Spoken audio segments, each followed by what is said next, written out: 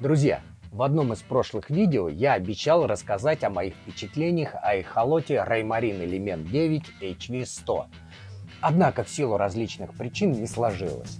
А сейчас я вообще приобрел другой эхолот – Lowrance Elite FS9. Пользуясь возможностью, пока оба аппарата у меня, я расскажу о них более подробно и проведу сравнение в домашних условиях максимально объективно, насколько у меня может получиться. Итак, начнем. В Соединенных Штатах Америки эти девайсы стоят приблизительно одинаково. Однако у нас в России по непонятным причинам стоимость Lowrance FS где-то полтора, а то и где-то в 2 раза выше, чем у Raymarine Element. Не знаю, минус это или нет. Теперь про поддержку. Недавно на Element вышло обновление, и я без каких-либо хлопот обновил прошивку. Просто подключил эхолот в домашней сети Wi-Fi, обновил прошивку на более свежую, все работает, все русифицировано от производителя, в общем, никаких хлопот и забот. А вот с Lowrance уже облом. Уровень русофобии данного производителя зашкаливает. Русский язык убран из оригинальных прошивок, более того, имеются региональные ограничения. Независимо от того, где вы приобрели девайс, участников или у так называемых дилеров. Почему так называемых? Да потому что все они самопровозглашенные. В настоящий момент они не имеют никакой связи с производителем. Может быть, где-то на каком-то частном уровне между сотрудниками, да и то сомнительно. С одной стороны, конечно, хорошо, что есть ребята, которые поддерживают продукт и своих покупателей. Но с другой стороны, почему у них так все дорого? Так вот, независимо от того, где вы покупаете прибор, вас предупредят в первую очередь самостоятельно не обновлять прошивку. В противном случае аппарат может заблочиться, в лучшем случае вы получите геофенсинг. И у вас не только пропадет русский язык, если он был, но и будут ждать дорогие и долгие мучения с разблокировкой девайса. В общем, на сегодняшний день поддержка Lowrance значительно уступает Raymarine. Продолжаем. Оба прибора имеют экран 9 дюймов. Конечно, если у вас мощное судно, то, возможно, будет интереснее вам посмотреть приборы с экраном 12 или даже с 16 дюймов. Однако для лодки ПВХ, как в моем случае, я считаю, что размер 9 дюймов максимальный. С девайсом более крупного размера будет уже совсем неудобно. У данных эхолотов одинаковое разрешение экрана 800 на 480. Откровенно говоря, кто бы вам что ни говорил, у современных эхолотов экран – это самая важная часть. Именно от разрешения экрана при прочих равных зависит то, как вы видите рыбу. Кстати, тут есть странности. Для производителя разница в цене матрицы с низким разрешением, как здесь мы наблюдаем, и, скажем, с разрешением Full HD составит баксов 10, может чуть дороже, что не может сильно отразиться на цене конечного продукта для потребителя. Однако производители упорно продолжают выпускать приборы с низким разрешением матрицы.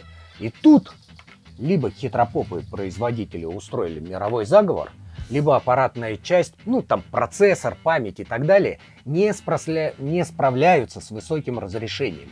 А новых наработок пока нет. А может, тут влияет даже мировой дефицит чипов. Тут уже нам, как говорится, ничего не известно. И тут вырисовывается следующий плюс элемента.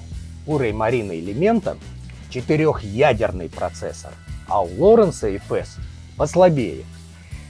Я на самом деле так и не нашел достоверной информации. В одних источниках пишут, что у него одноядерный процессор, в других 2-ядерный. То есть, в любом случае, у Raymarine Element более мощный процессор и, соответственно, сам прибор более мощный.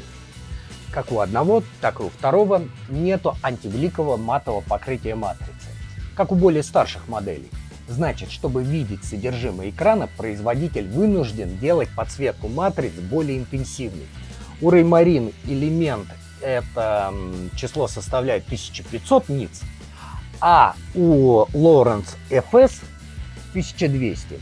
То есть Raymarine куда ярче. Глянцевые экраны сильно заляпываются пальцами, что еще больше снижает видимость содержимого экрана. И мы к этому еще вернемся. И если у Raymarine нет тачскрина, что, собственно, является жирным минусом на самом деле. Зато у него полнофункциональное кнопочное управление. А вот у Lowrance FS наоборот. Имеется тачскрин, но отсутствует полное кнопочное управление. И казалось бы, ура! Lowrance рулит! И если не подумать, то вроде бы выбор девайса очевиден. Берем тот, что с тачскрином. Но не торопитесь с выводами. Давайте разбираться. Первое. Тачскрин на глянцевом экране постоянно загрязняется, и видимость содержимого экрана значительно снижается. Второе. На экране постоянно присутствуют элементы управления, что и без того снижает обзорность экрана с низким разрешением. Третье. Если вы рыбачите в дождь или в холодную погоду, а еще лучше и то, и другое, или в утренний туман, когда конденсат оседает толстым слоем на экране вашего эхолота. Уверяю вас, вы еще наматеритесь на гребаный тачскрин, который отказывается работать в мокрых, задубевших пальцах, а перчатки особо не одеть. Четвертое. Если вы частично повредили или разбили тачскрин экрана, то дальнейшее управление эхолотом, даже если у него отображается все на экране, невозможно. Почему Lowrance серии FS сэкономили буквально на паре кнопок – большая загадка. А вот в элементе с этим все в порядке, так как управление кнопочное, поэтому экран всегда остается чистым. Нет проблем с настройками управления эхолота при любых условиях, в любую погоду без труда осуществляется. Но наличие тачскрина, который стоит все-таки, черт возьми, всего пару баксов, совсем бы не помешало. Справедливости ради, нужно отметить, что и без тачскрина работает все великолепно. Привыкать не приходится, Raymarine достаточно интуитивен и всегда у вас чистый экран. Далее. Первое, на что я обратил внимание, это рамка крепления, которыми комплектуются эхолоты из коробки. Так, давайте я вам их покажу. У элемента вот такая крутая алюминиевая рамка. Крепкая, очень легкая и сразу же подразумевает как глухое крепление, так и крепление поворотное. Так как у меня небольшая лодка ПВХ, то я, разумеется, предпочел поворотный вариант, для чего мне понадобился всего лишь один винтик. И вот так она у меня работала. Проблема решается буквально одним винтиком. Так. А теперь посмотрите на рамку от Lowrance. Вот что это за недоразумение. Пластиковая, хлипкая. Чтобы ее сделать поворотной, нужно еще повозиться. Непонятно, что нужно. Хорошо, что у меня имеется 3D принтер. И я что-нибудь, разумеется, на этот счет разработаю. А вот как быть людям, которые не имеют такой возможности, ну или хотя бы даже времени не имеют на всю эту хрень, извините. Если посмотреть на готовые решения, то для Lowrance они вообще далеко не дешевые. В общем, снова жирный плюс Raymarine элемент. А теперь, на первый взгляд, незначительная проблема. Но сейчас вы прочувствуете всю глубину. Казалось бы, защитная крышка экрана. Ну что тут может пойти не так? Вот элемент. Одеваем и снимаем. На рыбалке после причаливания к берегу, прежде чем снять голову с лодки, я надевал защитную крышку экрана. И перед каждым выездом, соответственно, чтобы потроллить или половить окушка, я снимал крышку, никаких проблем. Вот смотрите, одной рукой. А теперь посмотрим на крышку от Lowrance. Одеваем.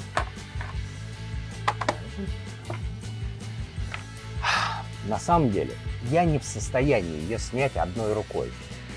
Да, и двумя не так-то просто. И как правильно это делать, я ума себе не приложу. Приходится мучиться, материться и насиловать пальцы. А если учесть хрупкость пластиковой рамки, которую я вам уже показывал, то не равен час вот эту планку как раз при этом всем сломать. И вот смотрите, одной рукой я придерживаю, второй вот как-то так. Честно, я не понял, как ее грамотно снимать. Но нагрузка здесь очень даже приличная. И вот у меня пальцы все. Ладно, продолжаем. Лично я рыбачу в основном в июльскую жару под беспощадным астраханским солнцем. И система охлаждения Реймарина, выраженная, вот посмотрите, вот таким алюминиевым радиатором, полностью соответствует использованию в подобных условиях. На жаре, на ярком солнце. А вот у Лоренса, посмотрите, все в пластике. Это решение вызывает некоторые сомнения. С другой стороны, Lowrance FS имеет менее производительный процессор. Возможно, не все так уж и плохо, как кажется на первый взгляд. Так, перейдем непосредственно к эхолокации. Данные комплекты, в общем-то, одноклассники. Оба комплектуются, вот посмотрите, крупными датчиками 3 в 1. Оба отлично работают как с классическим эхолотом, так и с нижним сканированием, которое у каждого производителя называется по-разному. Оба имеют боковое сканирование, которое в последнее время стало более чем популярным. Каждый имеет не менее 2 наборов частот. Кстати, Реймарин в нашей стране не так уж и популярен. И по этой причине маловероятно встретить на водоеме соседа с Реймарином, а значит получить лишние помехи. Ну, кто с этим сталкивался, те поймут. Оба эхолота рыбу видят приблизительно одинаково. Также многое зависит от настроек под конкретный водоем. Но чудес от обоих аппаратов не ждите. Как я уже упоминал ранее, распознавание рыбы в значительной степени зависит от разрешения экрана. Чем выше разрешение, тем больше шансов отличить, скажем, леща от судака, да и вообще от коряги или камня. Ранее бытовало мнение о том, что эхолоты одних производителей видят рыбу значительно лучше, чем эхолоты от других производителей. Однако все это осталось в прошлом. В настоящий момент лидеры по производству эхолотов провели серьезную работу над ошибками. И даже гармины сейчас оснащаются крупными датчиками. И уже как пару лет брендофилии в этой области, собственно, не работает. Эхолоты, находящиеся приблизительно в одной ценовой категории, видят рыбу приблизительно одинаково. Конечно, не нужно исключать и психосоматику, и плацебо. Короче, одноклассники сканируют и видят рыбу одинаково. Продолжаем. Реймарин Элемент имеет уже встроенный 3D просмотр. Но, как показала практика, лично для меня эта фича оказалась абсолютно бесполезной. Скажем, у более старшего собрата Raymarine Axiom есть возможность не только видеть, но и записывать 3D-рельеф в подробностях, что кажется очень вполне и полезной такой функцией, но стоимость Аксиома, извините, зашкаливает. А у элемента это сильно урезанная функция, хотя кому-то может это очень даже и необходимая вещь. Не знаю.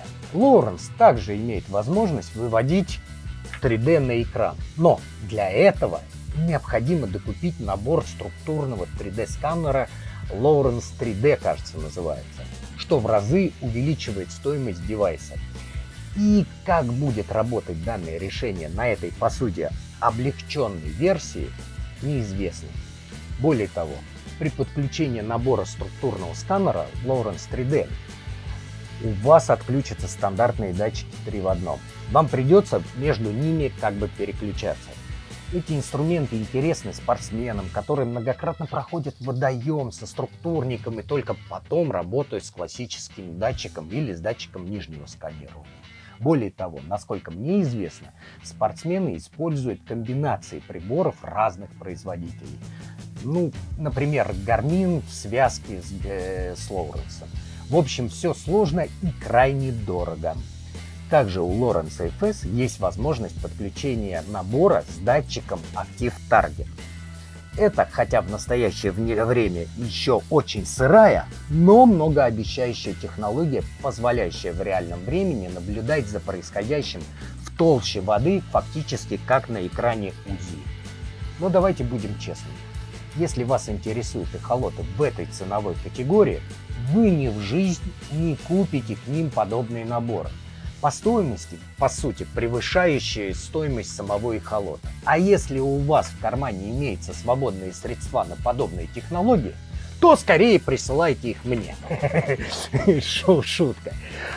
Если вы все же имеете достаток, который позволяет вам иметь такие игрушки, то вам необходимо обратить внимание на флагманские модели.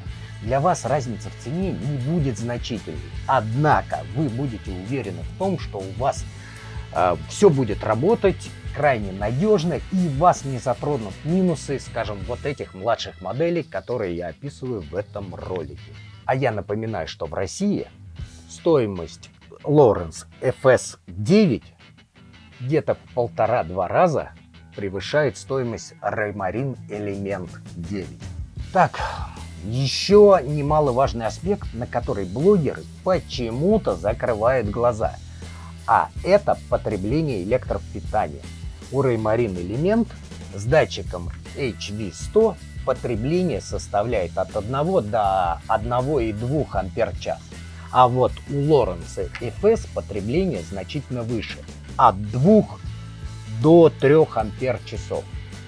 Я вот озадачен. Мой маленький моторчик без генератора. И, собственно, на 4-тактную Yamaha F5 нет вариантов установить катушку генератора.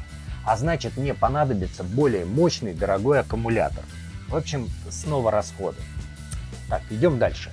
Оба прибора являются также картплоттерами и навигационными системами. Для тех, кто не знает, что это такое, я кратко поясню. Картплоттер позволяет записывать рельеф дна и глубин из данных, полученных с датчиков эхолотов, в виде карт, которые можно накладывать на карты водоема. Навигационная система – это своего рода навигатор, подобный тому, что устанавливается в автомобиле. Для того, чтобы эти системы функционировали, необходима флешка microSD. И теперь давайте посмотрим, как это организовано: гнездо подключения флешки, влагозащиты, разъемов, в общем, в этих аппаратах. Давайте посмотрим. Так, у Raymarine вот резиночка, достаточно плотная. Вот я ее снимаю и могу легко поставить на место. В целом хорошее качество. Очень интересное решение. Флешка плотно вставляется в разъем и остается зажатой. Никаких пружинных механизмов. Кстати говоря, Raymarine поддерживает флешки размером до 2 терабайт. Я даже не представляю, для чего нужны флешки такого размера. Хотя, если устанавливать Raymarine на яхту и отправиться в кругосветное путешествие, то, возможно, записывая по всему миру карты глубин, такая флешка, возможно, будет как-то уместна. Теперь Lowrance. Резинка дрябленькая, с трудом устанавливается на свое место, чтобы выполнять свой функционал, то есть влагозащиту. Выглядит как кооперативная поделка из 90-х. Объем флешки поддерживается до 32 гигабайт, и при этом, кажется, влияет то, какое она класса. То есть, чем скорость флешки больше, тем лучше. Значит, разъем флешки с пружинным механизмом. Вот. Который и сам по себе в любой момент, может выйти из строя. Но если вы по каким-то причинам на природе и хорошо, если на берегу, захотите вставить или изъять флешку microSD из эхолота, не исключено, что ваша флешка отпружинит, и вам придется постараться, чтобы ее найти в траве или песке. А если такая необходимость возникнет на воде, то лучше, знаете, 10 раз подумайте. Вдруг флешка отскочит в воду. В общем, у Lowrance, как мне кажется, снова минус. Теперь насчет картографии. Оба прибора справляются с записью карт глубин отлично. И тут нужно отдать должное Lowrance. Его карты имеют больше инструментария по раскраске и оформлению. Оба эхолота работают с картами как Navionics, так и с картами CMAP. Кому какие больше нравятся. Далее. Оба прибора имеют шину, так называемую сеть NME 2000, если я не ошибаюсь, которая позволяет подключать мотор, если он у вас оснащен соответствующим модулем, для подключения и вывода на экран технической информации. Там обороты, дифферент, уровень топлива, давление масла, температура и так далее. Также шина позволяет подключение различных приборов. Радара, GPS-якорь, компас, в общем, сеть позволяет легко подключать дополнительное оборудование. Оба прибора оснащены встроенным Wi-Fi модулем и Wi-Fi точкой доступа, что позволяет подключаться к интернету или подключать к эхолоту смартфон. Raymarine элемент посредством Wi-Fi соединения легко обновляется новыми прошивками. И на этом с Wi-Fi у элемента все и заканчивается. При покупке Raymarine элемент я первым делом уточнил у продавца, есть ли у него подключение к смартфону. Да, оно есть. Вот только оказалось, что у Raymarine есть несколько приложений, которые работают со старшими моделями, а с элементом нет ни одного, которое могло бы хоть как-то взаимодействовать. Также отсутствуют приложения, которые могут отражать содержимое экрана эхолота на планшете или смартфоне. Я писал в поддержку Raymarine. Кстати, у них там очень много подобных вопросов со всего мира. И они отвечают, что не планируют добавление в прошивку данных функций. И вот тут-то я и обломался. Вообще, покупая эхолот, я как блогер планировал вам показывать моменты ловли, особенности мест, где я рыбачу, обсудить что-то с подписчиками. Вот только фиг там. Тогда я подумал, может быть достаточно записывать эхограмму непосредственно с эхолота. Но что-то я не разобрался, как это работает на Raymarine элементе. Если вы знаете, как это сделать, пожалуйста, напишите мне в комментариях под этим видео. А чтобы сделать скрин с экрана, пиндец как нужно извернуться. Давайте посмотрим. Вот я нажимаю сначала питание, затем мне надо нажать ОК, и затем подтвердить еще раз то, что я хочу сделать скрин экрана. И не факт, что этот скрин запишется, поскольку если выскочит какое-нибудь предупреждение, например, о низком уровне заряда, вот как сейчас, то вполне возможно, иллюстрация не сохранится. Тогда я подумал, что возможно я смогу делиться хотя бы картами, что-то обсуждать со своими подписчиками по поводу мест, где я ловлю. И тут тоже облом. Карты Raymarine имеют свой какой-то никому неведомый формат. Я просто не нашел никакого приложения, которое могло бы их использовать или как-то конвертировать, чтобы я мог выводить их на экран компьютера или планшета. Отсутствие всех этих функций для рыболовов, конечно же, остаются незамеченными, так как на ловлю и поиск рыбы они никак не влияют. Если вы знаете о приложениях, которые могут работать с Raymarine элемент, пожалуйста, напишите мне об этом в комментарии. Я бы попробовал хотя бы уже записанные карты глубин как-то конвертировать, ну и перенести, может быть, на Lowrance или вообще как-то сохранить. Чтобы снимать изображение с экрана, я попробовал закрепить камеру на столик напротив эхолота. Но на лодке ПВХ с одноцилиндровым, хотя и четырехтактным мотором, много вибраций. И запись получилась дерганой и неудобоваримой. Совсем, в общем, не получилось. А что же с этим у Lowrance FS? Для Lowrance FS имеется масса приложений, как собственных, так и сторонних производителей, как платных, так и бесплатных. Они позволяют обмениваться картами, переносить бэкапы между устройствами, выводить изображения на смартфоны или планшет. Для меня, как для блогера, снимающего контент, это очень важно. И если бы не эти обстоятельства, честно говоря, я бы не стал заморачиваться с заменой одного эхолота, который по факту является очень схожим, на тот, что вот сейчас приобрел. Более того, я неоднократно расспрашивал владельцев Lowrance об этих фичах. Соединение со смартфоном или планшетом. Выяснилось, что подавляющее большинство пользователей не только не пользуются этим функционалом, но и не знают о его существовании. А вот мне, как блогеру, данный функционал оказался крайне необходим. И вот это и объясняет, почему я сейчас свой замечательный Raymarine элемент продаю, а взамен покупаю Lowrance FS. Давайте подытожим.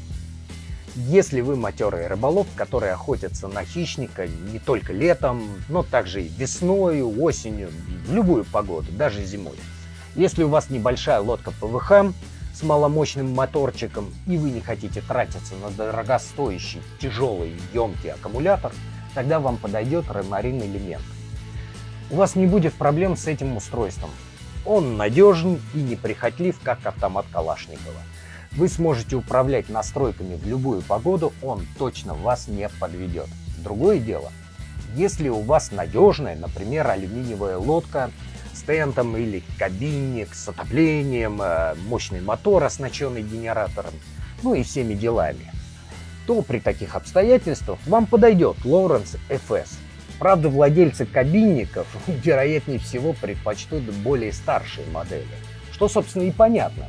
Ну, а нам, босикам, что называется, ну, или если вы напоминаете нас. Мы путешествуем и рыбачим в Астраханской области исключительно в июле, когда активность рыбы, к сожалению, причем как белой, так и хищника, значительно снижается. Но в июле уже нет мошки. Ночи теплые, дождей мало, и, откровенно говоря, мы максимально отдыхаем. При этом рыбалка отходит как бы на второй план, вроде сопутствующего занятия. Активным забросом спиннинга на точках мы предпочитаем прогулочный троллинг. Кроме того, мы активно снимаем контент, которым делимся с вами. Лично я перехожу на Lowrance FS исключительно потому, что с Lowrance я могу легко записывать контент. Других полезных плюшек я для себя, к сожалению, лишних, которые отсутствуют в Raymarine, не нашел. Ну что же, наверное, на этом и закончим. Спасибо большое, что нашли время побыть с нами. И обязательно подписываемся, жмем колокольчик. И помните, дядя Вова плохому не научит. Пока.